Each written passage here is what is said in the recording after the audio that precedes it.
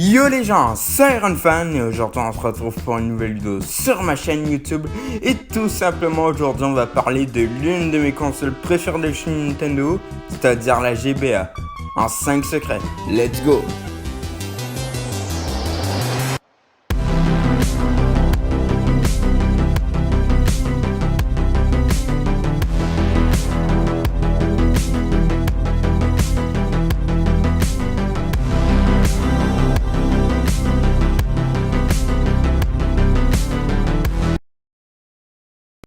Alors on va commencer par le premier secret qui est tout simplement le modèle de GBA le plus rare. Le modèle de GTA le plus rare est le modèle de GBA Zelda Gold qui coûte dans les 8000$. Franchement pour une GBA SP, je pense que je me contenterais plutôt du modèle standard. Mais bon, c'est un modèle très rare qui a été limité pendant un certain temps dans un concours. Et ben forcément, ce genre de truc, ça prend vite de la valeur. Donc voilà, ça justifie son prix. Maintenant, passons au jeu le plus rare de la GBA. Le jeu le plus rare, c'est Ninja 5-0. En gros, c'est un jeu de ninja où tu peux faire en gros, tu butes du monde, quoi. C'est un beat'em all totalement classique qui me fait vraiment penser à Spider-Man 2 qu'on a eu pareil sur GBA.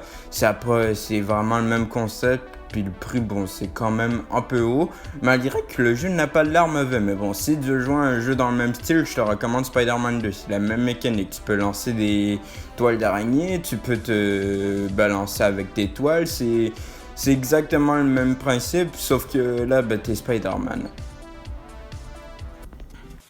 Saviez-vous qu'il est également de jouer à votre GBA sur plus que 5 consoles?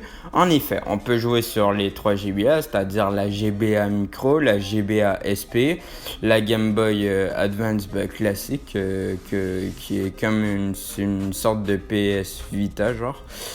Puis on peut y jouer également sur la DS Tank, la classique, sur la DS Lite qui affiche de beaucoup meilleurs graphismes puis une meilleure visibilité.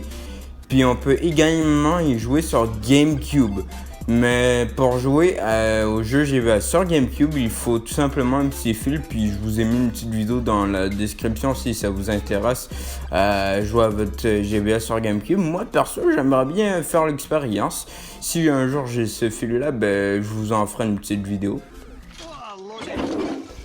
Comme autre anecdote, savez-vous qu'il est possible d'écouter des films sur GBA? Bon, quand je dis des films, tu peux pas écouter Avengers Endgame ou beaucoup de films. Mais bon, t'as les 2 premiers Shrek puis Starfish. Puis t'as surtout beaucoup de séries, surtout des Nickelodeon comme Jimmy Neutron, Bob l'éponge, les Tortues Ninja des années 2000. Puis ouais, c'est assez révolutionnaire quand même pour une console parce que c'est la seule qui a fait ça. La DS me semble pas qu'ils l'ont fait. Toutes consoles ne l'ont pas fait. C'est vraiment pour ça que j'aime la GBA parce qu'elle offre des options que pas toutes les consoles offrent. Et ça, je trouve ça très stylé. Et pour finir cette vidéo, je vais finir avec le dernier jeu GBA qu'ils ont fait. Selon vous, c'est quoi? Le jeu, c'est tout simplement SpongeBob SquarePants Atlantis ou Bob l'éponge Atlantis si vous préférez en français. C'est un gros Bob l'éponge qui est quand même mine de rien une des stars de la console parce que bon, il y a quand même eu full jeu sur lui sur la GBA. T'as même eu une GBA spéciale Bob l'éponge. Puis le jeu il a été développé par THQ, je l'ai pas encore essayé. Moi j'ai que joué à Bob l'éponge sur Bob l'éponge le film sur GBA, mais franchement ça me donnerait vraiment envie de l'essayer. Puis bon, ce jeu il est sorti en 2007 aux États-Unis et en 2008 en France, ce qui a donné quand même une longue vie à la console Game Boy. Ça a duré de 89 jusqu'à 2008, ce qui fait à peu près 30 ans, 29 ans pour être plus précis.